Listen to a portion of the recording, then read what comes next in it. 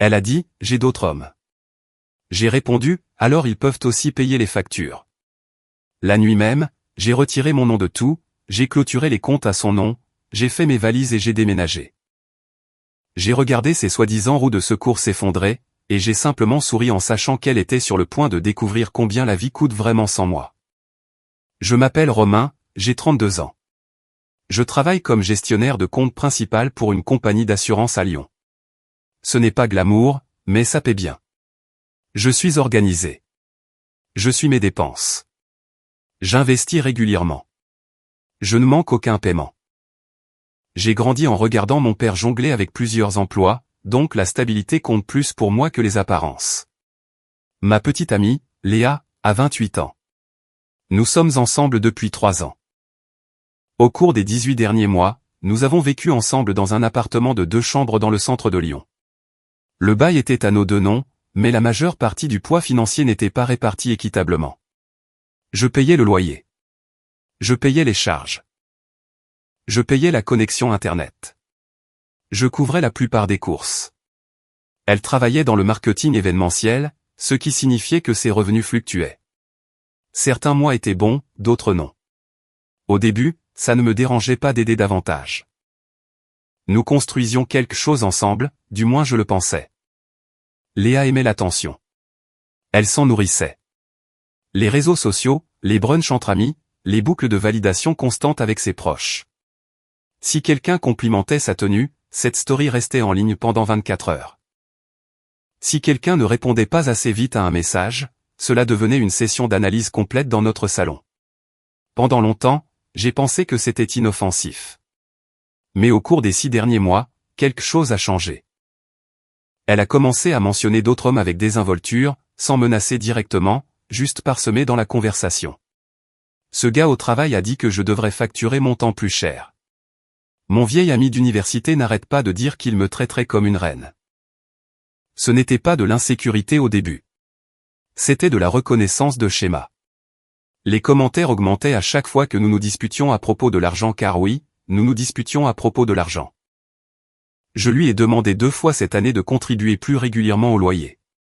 Rien de déraisonnable, juste de la prévisibilité. Elle était d'accord sur le moment, puis oubliait quand la date de virement arrivait. Le vendredi soir dernier a été le point de basculement.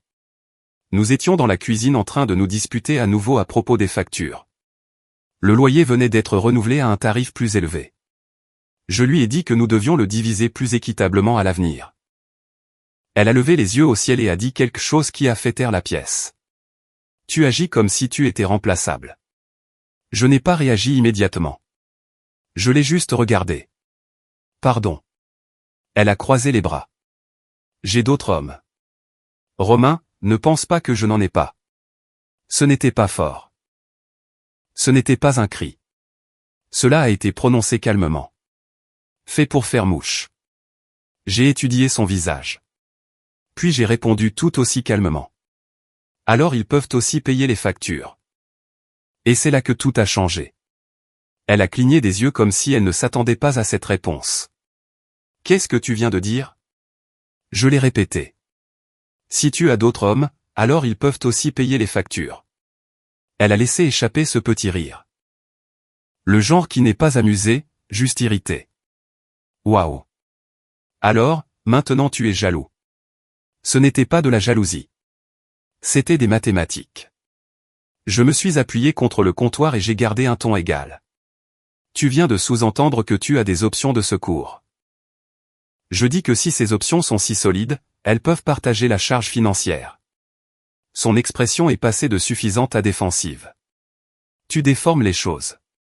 Je ne voulais pas dire qu'il paierait réellement pour quoi que ce soit. Alors, que voulais-tu dire ? Elle a hésité. Je voulais dire que je ne suis pas coincé. J'ai des choix. Cette partie-là, je l'ai cru. Elle a toujours eu besoin d'un moyen de pression dans les disputes. Un levier émotionnel, un levier social. Maintenant, apparemment, un levier financier. Mais voici la chose. Si quelqu'un essaie de se positionner comme optionnel, on ne peut pas continuer à agir comme s'il était essentiel. J'ai hoché la tête lentement. D'accord. D'accord. Quoi ? D'accord. Tu n'es pas coincé. Elle m'a regardé comme si j'étais censé envenimer les choses. Hausser la voix. Défendre ma valeur. Au lieu de cela, j'ai marché jusqu'au bureau dans la pièce et j'ai ouvert mon ordinateur portable. Qu'est-ce que tu fais? Je passe en revue nos comptes. Elle a de nouveau levé les yeux au ciel. Tu fais un drame. Non, je suis cohérent. Au cours des 30 minutes suivantes, je me suis connecté à tout. Le compte d'électricité à mon nom. La connexion Internet à mon nom. Les services de streaming à mon nom. La carte bancaire commune sur laquelle je l'avais ajoutée il y a 2 ans, utilisatrice autorisée sous mon compte principal. Je n'ai pas annoncé chaque clic. J'ai juste commencé à faire des changements. Tu n'es pas sérieux, a-t-elle dit depuis l'encadrement de la porte. Tu viens de me dire que tu as d'autres hommes. Je suppose que cela signifie que tu n'as pas besoin de moi financièrement. Ce n'est pas ce que j'ai dit. C'est ce que ça sous-entendait. Je l'ai d'abord retiré en tant qu'utilisatrice autorisée. Ensuite, j'ai programmé les annulations de services avec effet dans 2 semaines. Cela lui laissait le temps de mettre en place ses propres services si elle choisissait de rester. Qu'est-ce que tu fais avec le Wi-Fi? A-t-elle demandé sèchement. Je le retire de mon nom. Tu ne peux pas faire ça. Si, je peux. C'est mon compte. Son ton a de nouveau changé. Tu me punis. Non, je prends du recul. Le silence a rempli la pièce car ce n'était pas du bluff. Je ne criais pas. Je ne menaçais pas. J'ajustais mon exposition financière. Et cette même nuit, alors qu'elle était toujours là à attendre que je recule, j'ai réservé une location meublée de courte durée dans un autre quartier de la ville. Elle pensait avoir un moyen de pression. Elle n'a pas réalisé qu'elle venait de le supprimer. Elle ne m'a pas cru jusqu'à ce que je commence à faire mes cartons. Au début, elle rôdait près de la porte de la chambre comme si cela faisait toujours partie de la phase de dispute. Comme si, finalement, j'allais claquer un tiroir et dire quelque chose de dramatique auquel elle pourrait répondre. Au lieu de cela, j'ai sorti une valise du placard et je l'ai posée à plat sur le lit. Tu pars sérieusement pour un commentaire, a-t-elle demandé. Pas pour un commentaire, pour ce qu'il représente. Oh mon Dieu, tu es si sensible. Ce mot ne m'a pas dérangé. Il a clarifié les choses. J'ai plié mes vêtements soigneusement, sans colère, sans précipitation, juste méthodique. Tu n'as pas le droit de menacer de me remplacer et de toujours t'attendre à un partenariat, ai-je dit calmement. Je ne te menaçais pas. Tu as dit que tu avais d'autres hommes. Cela ne veut pas dire que je les utiliserai réellement. Ce n'est pas la question. Elle a de nouveau croisé les bras. Tu réagis de manière excessive parce que je ne dépends pas de toi. La dépendance n'est pas le but. Le respect l'est. Ça a fait mouche, mais elle a dévié. Tu penses que tu es si important parce que tu paies pour des choses. Non, je pense que je suis important parce que je suis là avec constance. Silence. J'ai fini de faire la première valise et je suis passé à la seconde. Elle m'a suivi dans le salon. Alors, quoi?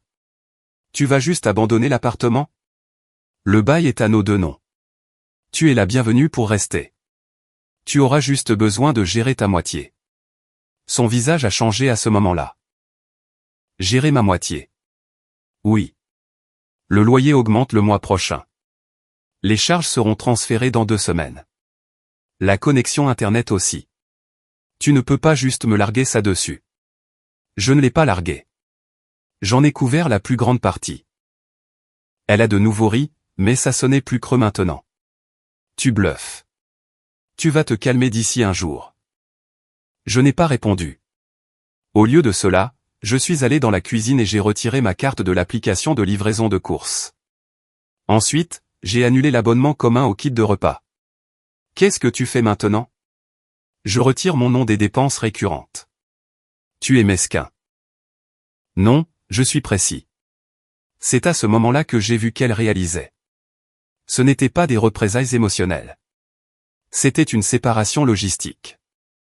Et la séparation logistique ne s'annule pas facilement. À minuit, ma voiture était chargée. Elle se tenait près de la porte comme si elle attendait une dernière réplique, quelque chose de cinématographique. Au lieu de cela, j'ai pris mes clés. Si ces autres hommes sont des options solides, ils interviendront. Sinon, je suppose que nous apprendrons tous les deux quelque chose, et je suis sorti. Elle ne m'a pas suivi, mais je pouvais sentir sa confiance se fissurer derrière moi. Je n'ai pas roulé sans but. Je suis allé directement à la location meublée de courte durée que j'avais réservée. Une chambre, propre, entièrement meublée, aucune histoire émotionnelle attachée au mur. Quand j'ai verrouillé la porte derrière moi, j'ai ressenti quelque chose que je n'attendais pas. Du soulagement. Pas de la colère, pas un cœur brisé. Du soulagement. J'ai posé ma valise, j'ai branché mon téléphone et j'ai désactivé les notifications pour la nuit. Je ne l'avais pas encore bloqué. Je voulais voir ce qui se passerait quand la réalité s'installerait. Cela n'a pas pris longtemps. Vers 8h30 le lendemain matin, mon téléphone s'est allumé. Léa, tu ne reviens sérieusement pas? J'ai attendu 10 minutes avant de répondre. Romain, j'ai déménagé. Immédiatement, 3 points sont apparus. Léa, alors tu abandonnes comme ça? Romain, je m'adapte à ce que tu as dit. Léa, tu es tellement dramatique. Romain, tu as dit que tu avais d'autres hommes. Léa, ça ne veut pas dire que je veux que tu partes. C'était ça. Une tentative de faire pression. J'ai répondu calmement. Romain, alors n'utilise pas le remplacement comme monnaie d'échange. Aucune réponse pendant 1 heure entière. Puis, Léa, la facture d'électricité vient de tomber. Pourquoi as-tu désactivé le paiement automatique? Romain, parce que c'est à mon nom, Léa. Alors, qu'est-ce que je suis censé faire? Romain, configure-le sous le tien. C'est là que le ton a changé. Léa, tu sais que je n'ai pas ce genre d'argent en ce moment. Romain, c'est pour ça que nous parlions de diviser les choses équitablement. Silence. 1 heure plus tard, un autre message. Léa, le fournisseur d'Internet dit que le service se termine dans 10 jours. Tu ne me l'as pas dit. Romain, tu étais dans la pièce. Elle a envoyé un message vocal après ça. Je ne l'ai pas ouvert. Le texte garde les choses factuelles.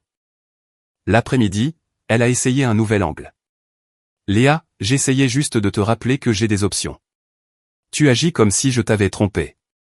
Romain, tu n'as pas besoin de tromper pour montrer un manque de respect. Celui-là est resté non lu pendant près de 20 minutes. Puis est venu le message qui m'a indiqué que le changement avait commencé. Léa, mon ami Bastien a dit que tu étais peu sûr de toi pour réagir comme ça. Romain, Bastien peut aussi payer les factures. Aucune réponse, car c'est la partie qu'elle n'avait pas calculée. Les options semblent impressionnantes dans une conversation. Elles sonnent différemment quand le loyer est dû. Et ce soir-là, j'ai reçu la notification que le solde de la carte commune était tombé à 0 parce que je l'avais bloqué. Les plans de secours ne sont généralement pas accompagnés de relevés de facturation, et elle était sur le point de le découvrir à ses dépens. Au 3e jour, le ton de ses messages est passé de défensif à frénétique. Léa, l'agence de location a appelé. Ils ont dit que si l'un de nous part, le locataire restant doit justifier de ses revenus. Romain, c'est exact. Léa, tu ne me l'as pas dit. Romain, c'est dans le contrat de location. Il y a eu une longue pause ensuite. Léa, je ne peux pas remplir les conditions pour rester seul. Ce n'était pas une nouvelle information pour moi. Nous avions passé en revue les chiffres du bail lors du renouvellement. J'avais qualifié pour nous deux. Elle avait contribué de manière inconstante, mais aimait le style de vie. Léa, alors qu'est-ce que je suis censé faire? Romain, tu as d'autres hommes. Ce message est resté non lu pendant près de 30 minutes. Quand elle a répondu, l'agressivité avait disparu. Léa, tu es cruel maintenant. Romain, je suis littéral. Quelques heures plus tard, elle a essayé d'appeler. J'ai laissé sonner. Puis elle a rappelé. Puis encore, j'ai refusé les 3. Un message a suivi. Léa, arrête de m'ignorer. Nous devons parler comme des adultes. Romain, nous le faisons par texto. Léa, ce n'est plus drôle. Romain, ce n'était pas drôle quand tu l'as dit. Silence. Ce soir-là, vers 22h15, un autre message est arrivé. Léa, Bastien dit qu'il ne peut pas aider avec le loyer. Il a son propre appartement. J'ai fixé l'écran pendant 1 seconde. Romain, je suis sûr que oui. Léa, pourquoi agis-tu comme ça? Romain, agir comment, Léa? Comme si tu t'en fichais. C'était la partie qu'elle ne pouvait pas accepter. Je m'en souciais assez pour arrêter de servir de moyen de pression. Le lendemain matin, je me suis réveillé avec 12 appels manqués et 4 paragraphes en attente dans ma boîte de réception. De longues sautes d'humeur, des accusations, des supplications. Puis retour aux insultes. Tu n'es pas sûr de toi. Tu es égoïste. Tu jettes 3 ans en l'air. Tu vas le regretter. Je les ai lus une fois. Ensuite, j'ai fait le dernier ajustement. J'ai bloqué son numéro, j'ai bloqué son adresse électronique, je l'ai supprimé des réseaux sociaux. Pas par dépit, par désir d'achèvement. Si quelqu'un vous positionne comme remplaçable, vous ne discutez pas de votre valeur. Vous supprimez l'accès. À midi, j'ai reçu un appel d'un numéro inconnu. J'ai laissé sonner. La messagerie vocale s'est déclenchée. Sa voix, Romain, ne fais pas ça. Je ne le pensais pas comme ça. Rappelle-moi. Je l'ai supprimé parce qu'il ne s'agissait pas de gagner. Il s'agissait de conséquences. Et pour la première fois, elle ne contrôlait pas la direction de la conversation parce qu'il n'y en avait plus. Après l'avoir bloqué, le bruit s'est arrêté, du moins directement. Plus de paragraphes, plus de sautes d'humeur, plus d'accusations nocturnes déguisées en vulnérabilité. Les numéros inconnus ont commencé le lendemain matin. Un à 8h12, un autre à 9h47, 2 autres vers l'heure du déjeuner. Je n'ai pas répondu. Je ne les ai pas refusés non plus. Je les ai laissés sonner. Aucune réaction, aucune reconnaissance. Si un numéro n'était pas enregistré dans mon téléphone, il n'existait pas. Dans l'après-midi, elle a essayé d'envoyer un courriel depuis ce qui semblait être un nouveau compte. Il est allé directement dans les courriers indésirables. Je ne l'ai pas ouvert. J'avais déjà pris ma décision. Si quelqu'un veut discuter de stabilité, il ne la menace pas d'abord. Ce soir-là, j'ai reçu un message de Maxime. Frère, est-ce que tout va bien? Léa vient de publier quelque chose sur la trahison. J'ai fait simple. Nous avons rompu. C'est réglé. Il n'a pas insisté. Apparemment, elle avait commencé à se défouler publiquement maintenant. Sans me nommer directement, mais en sous-entendant fortement que je l'avais abandonnée sans prévenir. Voici ce qu'elle n'a pas mentionné dans ses publications. Qu'elle m'avait dit qu'elle avait d'autres hommes. Qu'elle avait utilisé le remplacement comme moyen de pression. Que je couvrais la majeure partie du poids financier depuis plus d'1 an. Les histoires sont plus faciles à raconter lorsque vous supprimez les relevés de facturation. 2 jours plus tard, l'agence de location m'a appelé. Nous confirmons juste que vous avez libéré les lieux, ont-ils dit. Léa a posé des questions sur la résiliation anticipée du bail. J'ai gardé une voix neutre. Quelles sont ces options? Ils ont expliqué les frais de résiliation anticipée, 2 mois de loyer plus des pénalités. Je les ai remerciés et j'ai raccroché. Ce soir-là, j'ai vu à travers des bavardages mutuels qu'elle avait contacté au moins 3 gars différents pour leur demander s'ils connaissaient quelqu'un qui cherchait un colocataire. Les plans de secours incluent rarement des garants. Les numéros inconnus ont continué d'appeler pendant quelques jours. Je n'ai pas répondu. Plus de messages vocaux parce qu'une fois que quelqu'un réalise que vous ne vous engagerez pas, l'urgence s'estompe. Une semaine plus tard, j'ai croisé une de ses amies à la salle de sport. Elle avait l'air mal à l'aise. Léa est un peu stressée, a-t-elle dit prudemment. Elle ne s'attendait pas à ce que tu partes vraiment. J'ai hoché la tête. C'était clair. Elle pensait que tu allais te calmer. Je n'ai pas répondu à ça car se calmer ne fonctionne que si on était en colère. Je ne l'étais pas. J'en avais fini. Et il y a une différence. Environ 10 jours après mon déménagement, la réalité financière a commencé à faire surface publiquement, pas par elle, par la logistique. L'agence de location nous a envoyé un courriel à tous les deux concernant le loyer en attente. Elle n'avait pas payé sa part. Avis de retard de paiement en pièces jointes. Je n'ai pas répondu. Ma part avait déjà été couverte par le dernier mois que je m'étais engagé à payer avant de partir. Après ça, c'était à elle de s'en charger. Un numéro inconnu a appelé cet après-midi-là. J'ai laissé sonner. 5 minutes plus tard, un autre numéro inconnu. Ignoré. Puis un message d'une amie commune. Camille. Et Léa a demandé si je pouvais te parler. J'ai répondu une fois. Non. Camille a renvoyé un émoticône neutre et n'a pas insisté.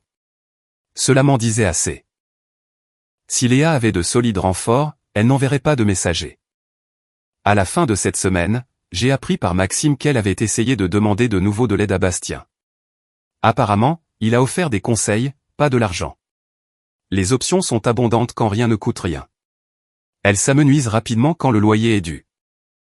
Je ne traquais pas les mises à jour, mais quand vos cercles sociaux se chevauchent, même légèrement, l'information circule.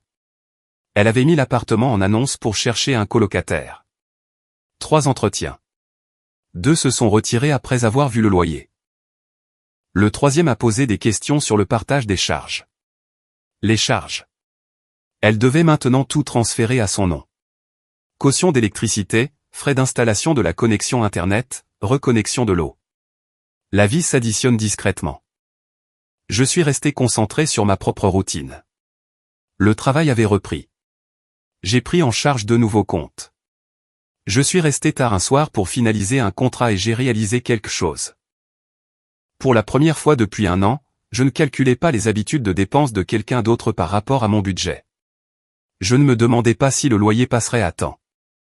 Je n'ajustais pas les courses parce que quelqu'un avait oublié son virement. La paix n'est pas bruyante. C'est une soustraction. Les appels de numéros inconnus se sont arrêtés après environ 2 semaines. Cela m'a aussi dit quelque chose. Quand il n'y a pas de réaction, il n'y a pas de jeu. Le vendredi soir, Maxime et moi sommes allés dîner. Il m'a regardé de l'autre côté de la table. Tu n'as pas l'air en colère du tout. Je ne le suis pas. Tu ne te sens pas mal. J'y ai réfléchi. Je me sens informé. Informé que les menaces de remplacement viennent de l'insécurité. Informé que les moyens de pression s'effondrent quand on se retire. Informé que si quelqu'un a vraiment des options, il ne les annonce pas pendant des discussions sur le loyer. Il a ri de ça. C'est juste. Plus tard dans la nuit, j'ai vérifié mon compte bancaire.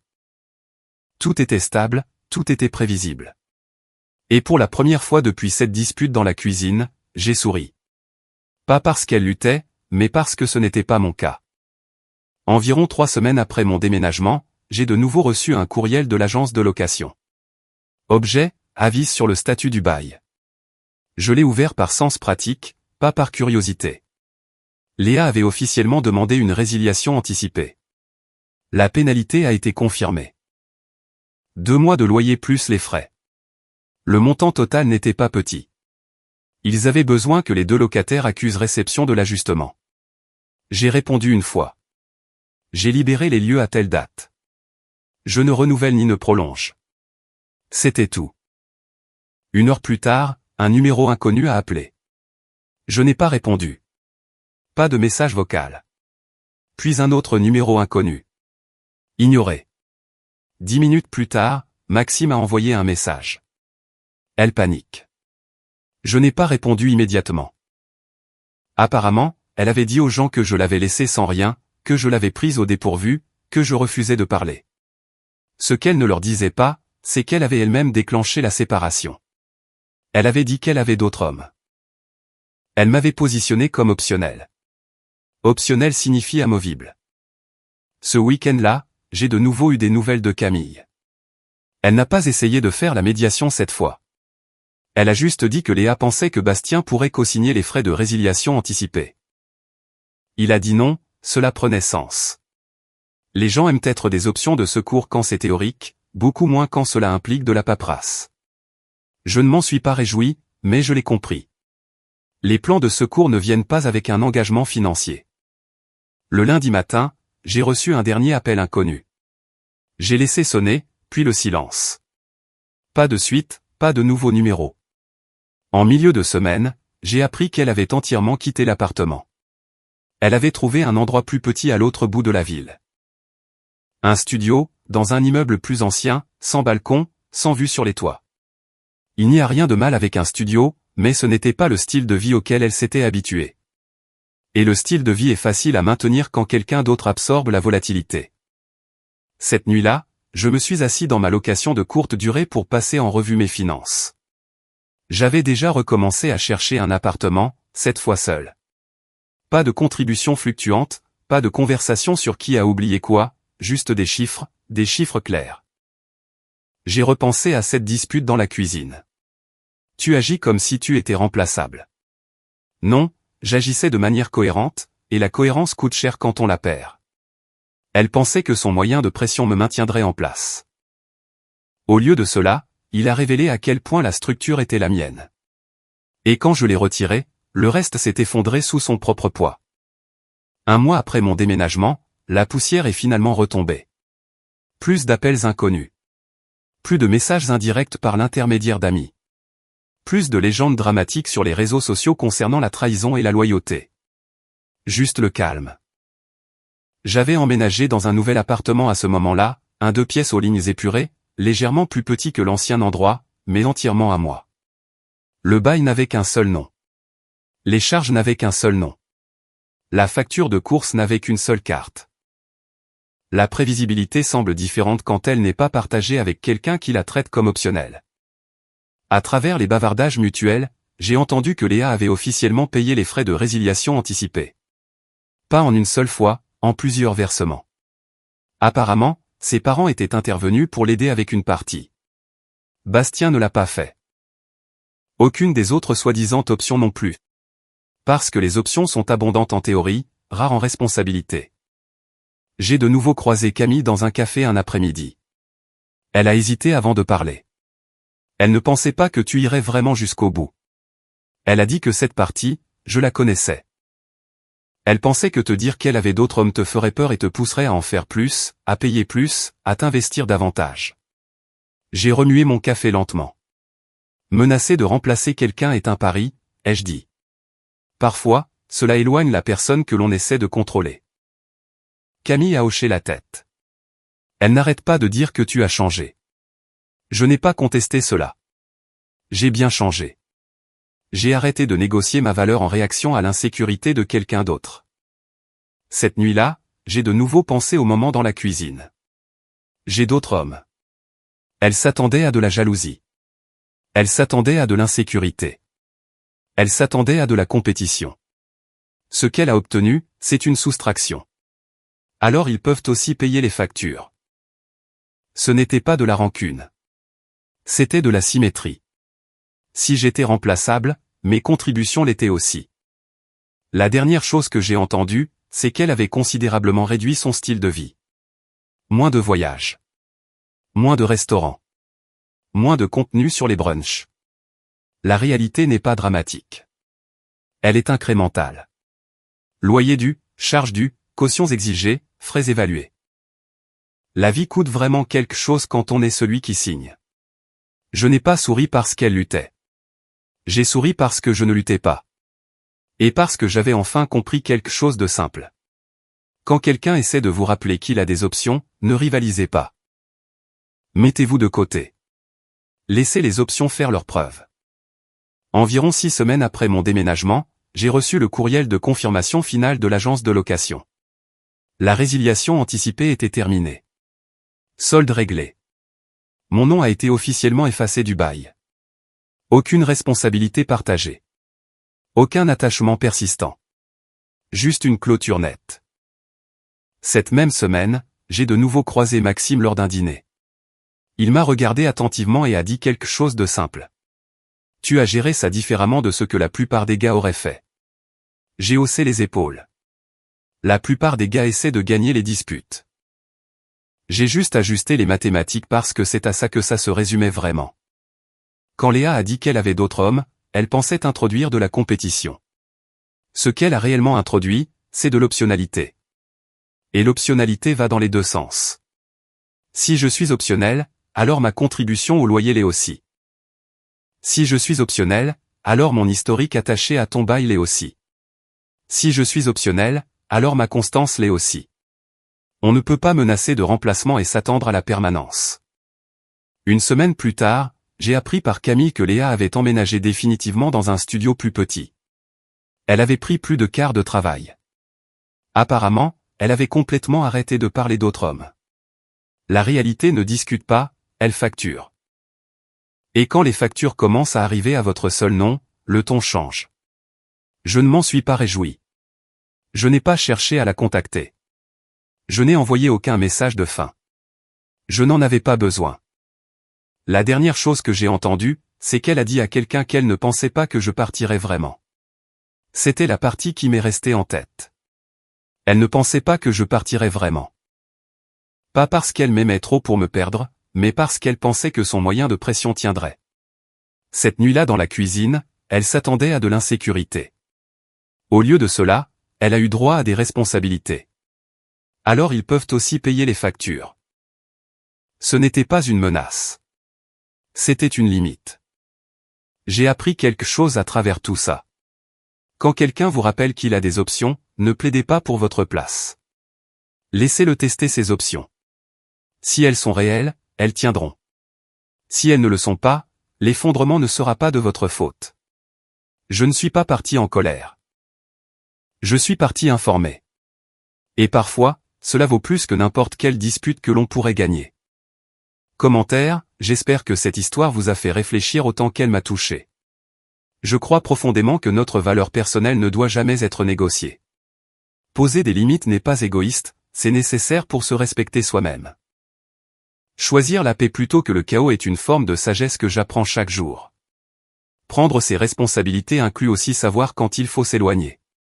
La gentillesse envers soi-même est parfois la plus importante de toutes. La guérison commence vraiment quand on arrête d'accepter le manque de respect. Vous méritez de vous sentir pleinement apprécié dans vos relations. Je vous invite à protéger votre sérénité comme le bien le plus précieux. Rappelez-vous que votre tranquillité vaut plus que n'importe quelle approbation extérieure. Si vous avez aimé, n'oubliez pas de laisser un commentaire et de soutenir la chaîne en vous abonnant. À bientôt pour les prochaines stories.